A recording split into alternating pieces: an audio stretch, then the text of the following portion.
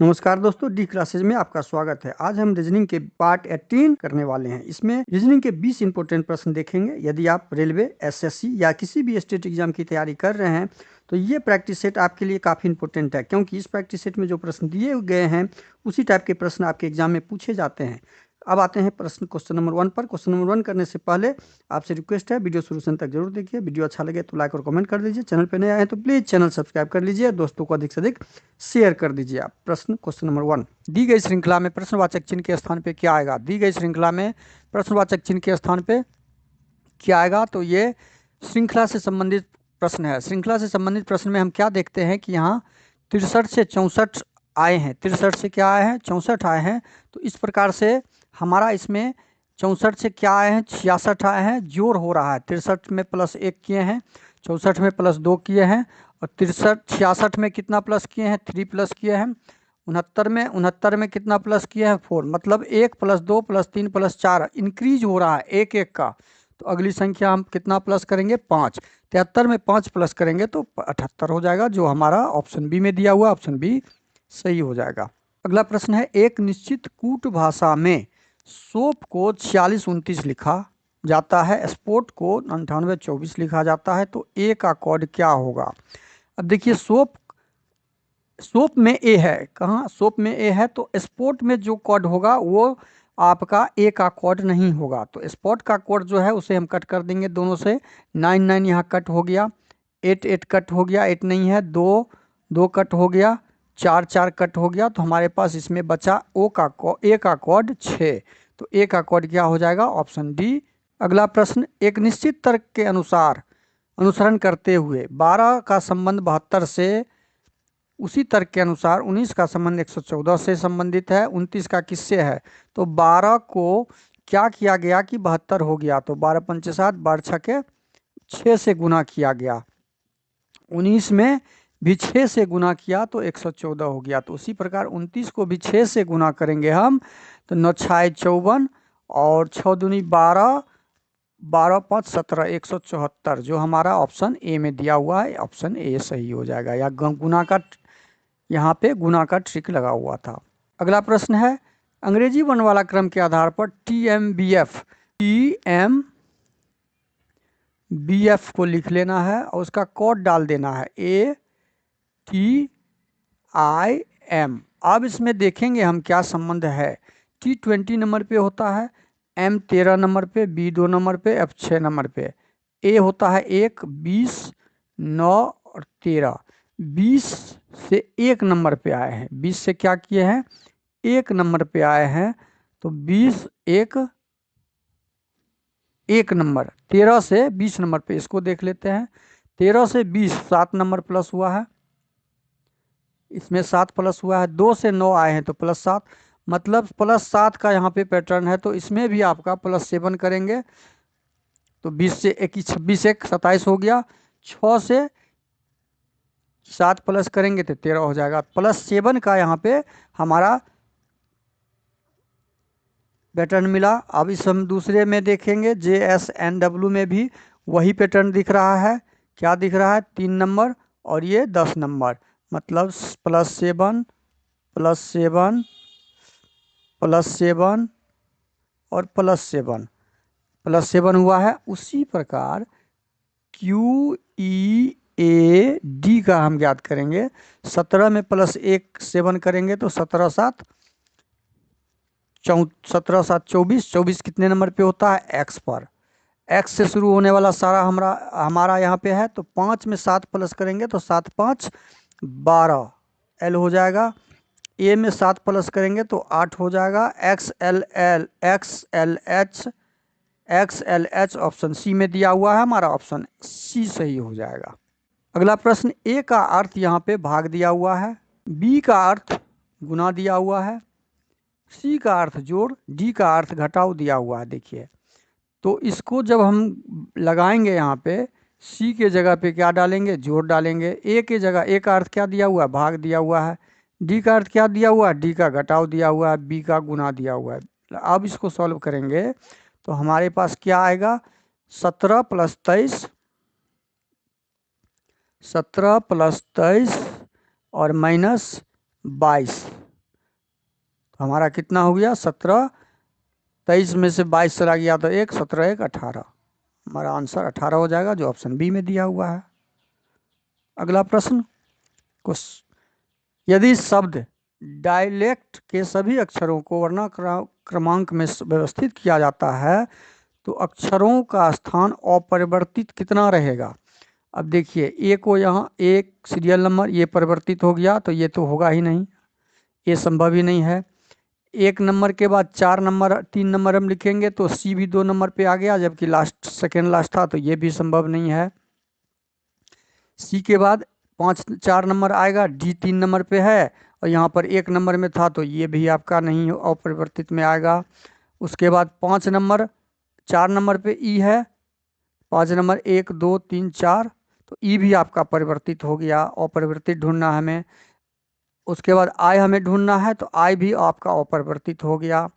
उसके बाद एल हमें ढूंढना है, एल होता है 12 नंबर, एल है आपका 1 2 3 4 5 6 नंबर। उसके बाद टी ढूंढना है, केवल एक टी ऐसा लेटर है जो अपरिवर्तित है, केवल एक, तो ऑप्शन ए सही हो जाएगा। अगला प्रश्न, ए प्लस बी का अर्थ ए बी की बेटी है। देखिए ये ए के बाद ठीक आया हुआ है, फॉरवर्ड लेटर है तो हम केवल चिन्ह का मीनिंग समझेंगे। ए बेटी, प्लस का बेटी, माइनस का पत्नी, गुना का भाई, भाग का पिता। अब यहाँ बैठाएंगे पी प्लस क्यू, यहाँ बनाइए पी प्लस प्लस का मतलब बेटी है, पी क्यू की बेटी है, क्यू की बेटी है पी, क्यू की बेटी है, माइनस हो गया एक। क्यू गुना आर, गुना का अर्थ यहाँ पे दिया हुआ है भाई, क्यू आर का भाई है, क्यू किसका भाई है, आर का भाई है। आर माइनस एस, माइनस का अर्थ दिया हुआ है पत्नी, आर एस की पत्नी है, एस की पत्नी है, पत्नी में बराबर लगा दीजिए तो ध्यान में रहेगा, ये हस्बैंड वाइफ हो गया। उसके बाद आप आ जाइए एस भागा टी, एस टी का पिता है, एस किसका पिता है, टी का पिता है, टी कोई है उसका पिता है। अब यहाँ पे हम सारा डायग्राम बना लिए, हमें ढूंढना क्या है, कौन सा सत्य है, यहाँ ऑप्शन में कौन सा सत्य है।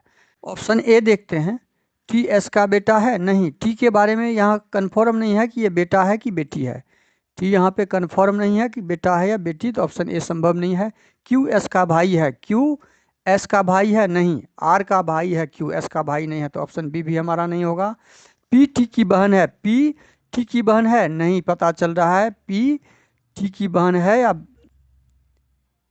या भाई है, ये भी आपका ऑप्शन खत्म। डी, पी टी की माँ के भाई की बेटी है, पी जो है पी टी की माँ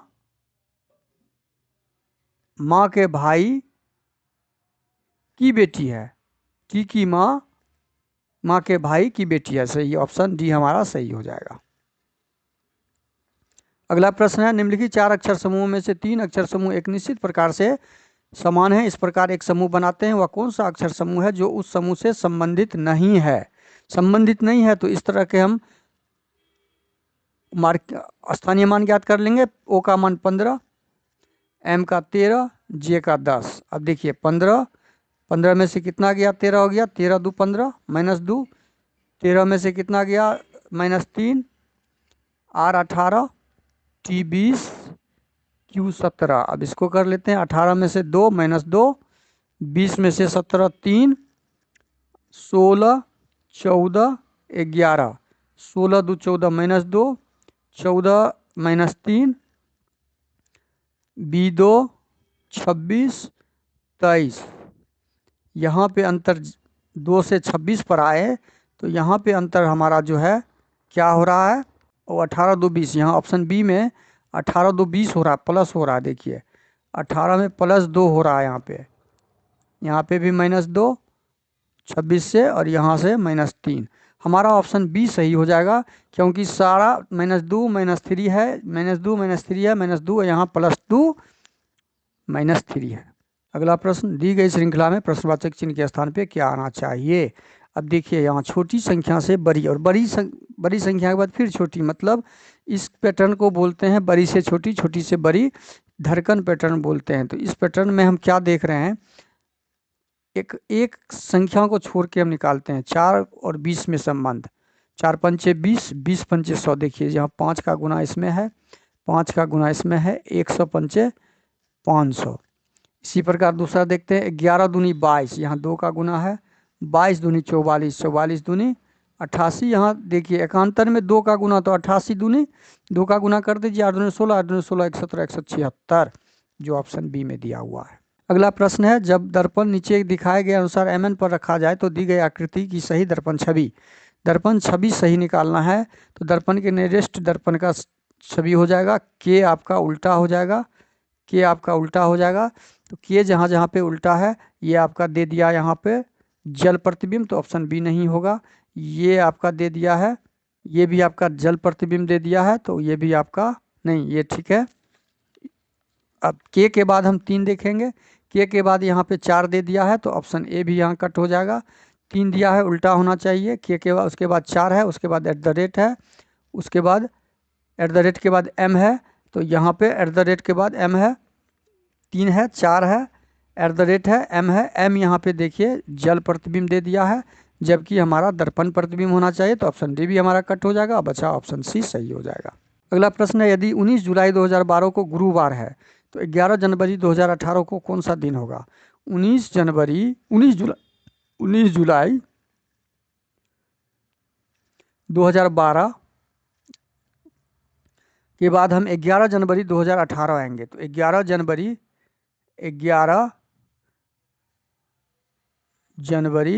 2018 तक आएंगे। हमें जाना था जुलाई, यदि बराबर करेंगे तो हम 19 जुलाई तक बराबर कर लेते हैं, इसको 19 जुलाई से बराबर कर लेते हैं, डेट और मंथ बराबर कर लेते हैं, 19 जुलाई 2017 कर लेते हैं, 2017। अब 17 एक साल बचा हमारा कहाँ तक? 11 जनवरी, हमें आना था कहाँ? 11 जनवरी 2018 तक आना था। अब देखिए यहाँ पे 2017, 17, 12, 5, 17, 5 साल, 12 आपका लीप ईयर वर्ष है, लेकिन 12 फरवरी आपका निकल चुका है, तो 12 के बाद 16 हो जाएगा, केवल 1 लीप ईयर वर्ष हो जाएगा, तो हमारा टोटल साल हो गया 6। अब हम आएंगे 19 जुलाई से 11 जनवरी तक, तो 19 जुलाई में कितना दिन हो गया आपका? 31 में से 19 चला गया, तो हमारा कितना बचा? 11 में से 9 2 11, 12 दिन जुलाई का, और इसका रिमाइंडर यदि हम निकालते हैं तो रिमाइंडर हमारा कितना हो जाएगा? 7 5 12 5। अगस्त का रिमाइंडर क्या हो जाएगा? सीधा रिमाइंडर लिखते हैं यहाँ पे, अगस्त का रिमाइंडर, अगस्त 31 दिन का होता है, 31 में 7 से भाग देंगे तो रिमाइंडर 3। बस इसी प्रकार आप लिखिए। सितंबर का रिमाइंडर 2, अक्टूबर का रिमाइंडर 3, नवंबर का रिमाइंडर 2, और दिसंबर का रिमाइंडर, अब हम दिसंबर का निकाल के जनवरी तक आएंगे, 11 जनवरी 2018 तक, दिसंबर का रिमाइंडर 3, और 11 जनवरी 2018 तक आएंगे, तो 11 दिन का 11। अब इसको हम क्या करेंगे? पूरे रिमाइंडर को जोड़ेंगे, तो 6, पहले 7 से हटा लेते हैं, 3 3 3 3 2 5 2 7 हट गया, 5 3 8, अब जोड़िए 6 5 11, 11 3 14, 14 3 17, 17 1 18, 17 10 27, 1 28, और इसको 7 से भाग लगाते हैं तो रिमाइंडर 0। रिमाइंडर क्या आ रहा है? 0 आ रहा है।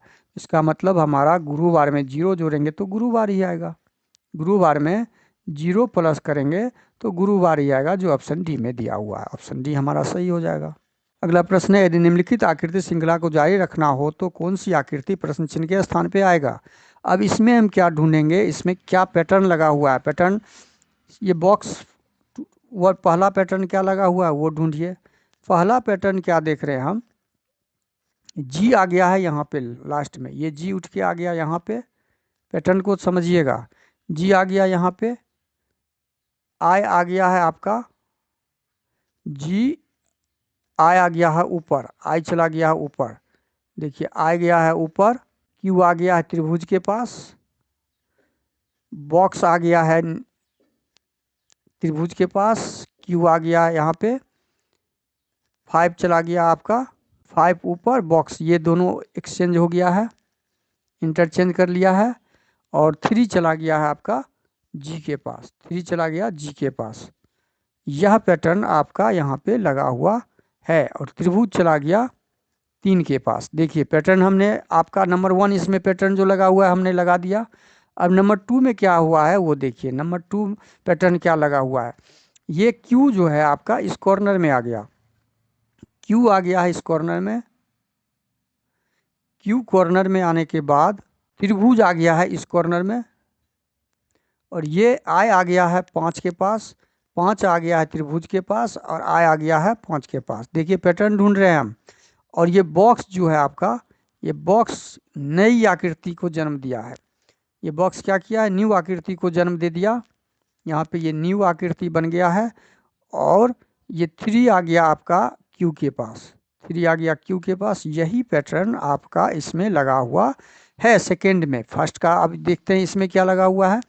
इसमें क्या फर्स्ट वाला लगा हुआ है क्यू, त्रिभुज आ जाएगा यहाँ पे। यदि इस आकृति को यहाँ पे लगाते हैं फर्स्ट वाला, तो त्रिभुज आ जाएगा यहाँ पे, यहाँ पे आ गया है, ठीक है। तो फर्स्ट वाला यहाँ पे लगा हुआ है। अब यहाँ पे सेकेंड वाला हम लगाएंगे। सेकेंड में क्या दिया हुआ था, यहाँ तो न्यू आकृति आना चाहिए, यहाँ पे न्यू आकृति आएगा। देखिए क्यू चला जाएगा 9 के पास, 9 चला जाएगा 3 के पास, 3 उठ के आ जाएगा यहाँ पे, मतलब 3Q9, 3Q9, 3Q9, 3Q9, ठीक है।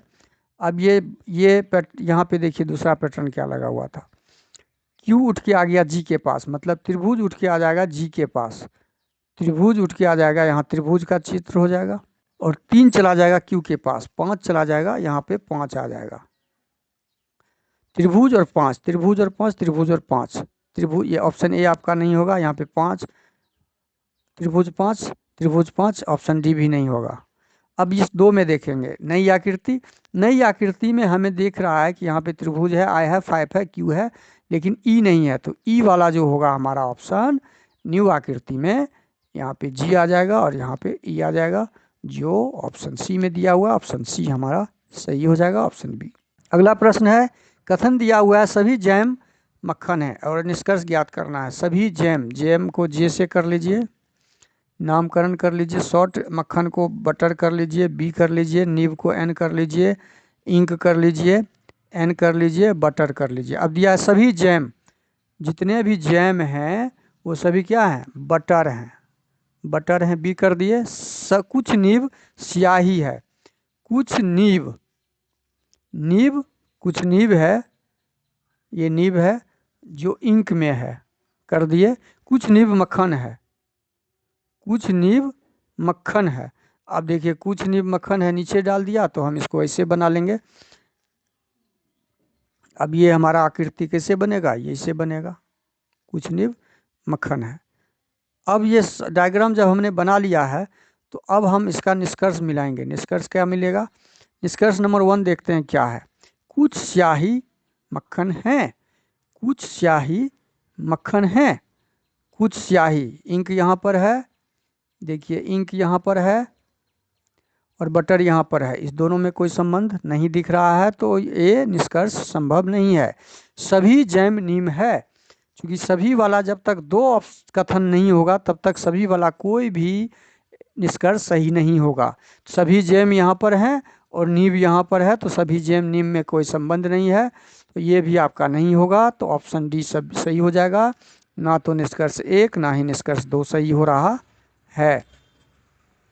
अगला प्रश्न है, यदि नीचे दी गई शीट को मोड़कर एक घन बनाया जाए तो 8 के विपरीत, 8 के विपरीत क्या होगा। देखिए 8 यहाँ पे डाला हुआ है, और विपरीत ओपन डाइस हो तो ओपन डाइस का विपरीत एकांतर होता है। 6 का विपरीत 5, 8 का विपरीत 7 और 9 का विपरीत 10 हो जाएगा। तो 8 का विपरीत 7 जो ऑप्शन बी में दिया हुआ है, ऑप्शन बी हो जाएगा सही, ऑप्शन बी सही हो जाएगा। अगला प्रश्न है, अंग्रेजी वर्णमाला क्रम के आधार पर RTVX को SUWY से एक निश्चित प्रकार से संबंधित है, उसी प्रकार KMOQ को LNPR से संबंधित किया है। तो हमें ज्ञात करना है RTVX को कोडिंग किया है SUWY से, आर 18 नंबर पे होता है, एस 19 नंबर पे। तो 1 प्लस किया है, यहाँ पे क्या किया है, 1 प्लस किया है, +1। 20 1 21 यहाँ भी +1, 22 1 23 यहाँ भी +1, 24 1 25 यहाँ भी +1, मतलब +1 किया है। अब यहाँ देखते हैं 11 1 12 +1, 12 1 15, 13 1 14, 15 1 16, 17 1 18, मतलब यहाँ भी +1 का ही पैटर्न है। तो एफ एच जे एल में भी +1 ही होगा। 6 में +1 जोड़ेंगे तो 7 जी, 8 में 1 प्लस जोड़ेंगे तो 9 आई, 10 में 1 प्लस जोड़ेंगे तो 11 के, 12 में 1 जोड़ेंगे तो 13 एम हो जाएगा, GIKM, GIKM जो ऑप्शन बी में दिया हुआ है, ऑप्शन बी हमारा सही हो जाएगा। अगला प्रश्न है, उस विकल्प का चयन करें जिसमें दी गई आकृति निहित है, घूर्णन की अनुमति नहीं है, घुमाने की अनुमति नहीं दी गई है। अब देखिए यह आकृति किसमें, यह आकृति तो ऑप्शन बी में कहीं से नहीं दिख रहा है। यह आकृति यहाँ से ऐसे ऊपर से आता है, ऑप्शन सी में भी नहीं दिख रहा है। यह घुमा दिया गया है, तो यह आकृति संभव नहीं है, तो ऑप्शन ए हमारा सही हो जाएगा। अगला प्रश्न है, यदि प्लस को माइनस में और माइनस को प्लस में, गुना को भाग में, भाग को गुना में बदल देते हैं तो क्या आंसर आएगा। आप देखिए यहाँ पे बदलिए, प्लस को माइनस कर दीजिए, माइनस को प्लस कर दीजिए, गुना को भाग कर दीजिए, भाग को गुना कर दीजिए। अब हल कीजिए, 15 में से 15 - 2 +13, 15 - 2 +1 गुना 3, 15 में से 15 3, 18 में से 2 गया तो 16। हमारा आंसर क्या आ जाएगा, 16, जो ऑप्शन बी में दिया हुआ है। अगला प्रश्न है, उस समुच्चयन कीजिए जिसमें संख्याएं ठीक उसी प्रकार संबंधित है जिस प्रकार दिए गए समुच्चयों की संख्या संबंधित है। अब देखिए 13 और 9 को क्या किया गया, 234 हुआ है, बड़ी संख्या में है तो गुना ही किया गया होगा। अब इसका संबंध जब ज्ञात करेंगे तो 13 नमा कितना होता है, 13 नमा 13 और 9 को यदि गुना करते हैं, 9 तिया 27, 13 नमा 17 से, और 234 17 2 से गुना कर देते हैं, 7 दूनी 14 और 2 1 3 2, 234। देखिए यहाँ पे पैटर्न हम ढूंढ लिए, सेम यही पैटर्न इसमें भी दिख रहा है। 15 गुना 6, पहली संख्या को अंतिम संख्या से गुना करके और फिर उसको 2 से गुना करते हैं तो हमारा तीसरी बीच की संख्या प्राप्त हो जाती है। यही सेम पैटर्न हमें ऑप्शन में ढूंढना है। तो सेम पैटर्न 17 को 17 × 5 = 85 दूनी नहीं, ऑप्शन ए हमारा संभव नहीं है। ऑप्शन 16 × 5 = 80, 80 दूनी 160, ऑप्शन बी भी संभव नहीं है। 12 गुना 12 × 78 से, ऑप्शन सी भी संभव नहीं है, बचा ऑप्शन डी, हमारा ऑप्शन डी सही होगा। अगला प्रश्न है, अंग्रेजी वर्णमाला के क्रम के आधार पर दी गई श्रृंखला में प्रश्नवाचक चिन्ह के स्थान पे क्या आएगा, होना चाहिए। प्रश्नवाचक चिन्ह के स्थान पे श्रृंखला को पूरा करते हुए ज्ञात करना है। अब हम देख रहे हैं यहाँ पे क्या है कि हमारा ऑप्शन जो दिया हुआ है यहाँ पे, ऑप्शन यहाँ पे सब भिन्न भिन्न अक्षर से दिया हुआ है, तो हम पहला लेटर ही मिलाएंगे। 20 में क्या करेंगे, जो 18, ये टी 20 नंबर पे होता है, आर 18, तो -2 किए हैं। अब यहाँ से भी क्या कियागा, प्रश्नवाचक चिन्ह, यहाँ से भी क्या करेंगे जो आएगा। अब यहाँ पे 14 से हम यदि घटाते हैं -2 तो 12 आ जा रहा है, तो -2 हुआ है, तो -2 करेंगे तो 18 में -2 करेंगे तो 16, पी से शुरू होने वाला हमारा ऑप्शन ए केवल है, तो ऑप्शन ए सही हो जाएगा। अगला प्रश्न है, दी गई आकृति के उसी दर्पण प्रतिबिंब को चुनिए जो नीचे दर्शाए गए अनुसार दर्पण MN पर बनने पर बनेगा। अब देखिए y के नज़दीक y बनेगा उल्टा, 4 उसके बाद बनेगा उल्टा, ऑप्शन ए। ऑप्शन बी में y जल प्रतिबिंब है, बी संभव नहीं है, ये y उल्टा बनेगा, उल्टा बनेगा ऐसे, तो y उल्टा सब में उल्टा है। उसके बाद यहाँ पे p दे दिया है, दूसरे नंबर पे 4, ऑप्शन सी नहीं होगा। यहाँ पे 4 दिया हुआ उल्टा, उसके बाद h है, उसके बाद p q w है, w देखिए यहाँ पे h जो ये तो हट गया। अब ऑप्शन ए में देखते हैं, h p w, तो हमारा ऑप्शन ए सही हो जाएगा, हमारा ऑप्शन ए सही हो जाएगा, क्योंकि यहाँ पे h सही सीधा दे दिया है। ऑप्शन डी यहाँ से कट जाएगा, तो ऑप्शन ए सही हो जाएगा। वीडियो अच्छा लगे तो लाइक और कमेंट कर दीजिए, चैनल पे नए आए हैं तो प्लीज़ चैनल को सब्सक्राइब कर लीजिए और दोस्तों को अधिक से अधिक ज़रूर शेयर कर दीजिए। बेल आइकन कॉल सिर पे जरूर डाल दीजिए। थैंक यू, धन्यवाद, जय हिंद, जय भारत।